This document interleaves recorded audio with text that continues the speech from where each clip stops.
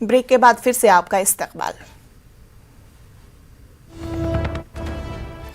नाज़रीन, इस वक्त कर्नाटक से बेहद अहम खबर आ रही है। कर्नाटक के महकमे अक़लियती बहबूद के बजट में इजाफा।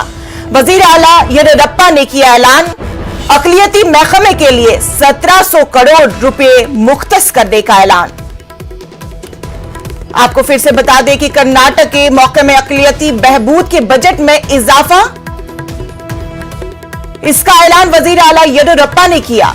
अक़लियती महकमे के लिए 1700 करोड़ रुपए मुख्तस करने का ऐलान। कर्नाटक के महकमे अक़लियती बहबूद के बजट में इजाफा किया गया है। वजीर आला येडियुरप्पा ने इस बजट का ऐलान किया है। अक़लियती महकमे के लिए 1700 करोड़ रुपए मुख्तस करने का ऐलान। कर्नाटक से बेहद अहम खबर बजट के हवाले से।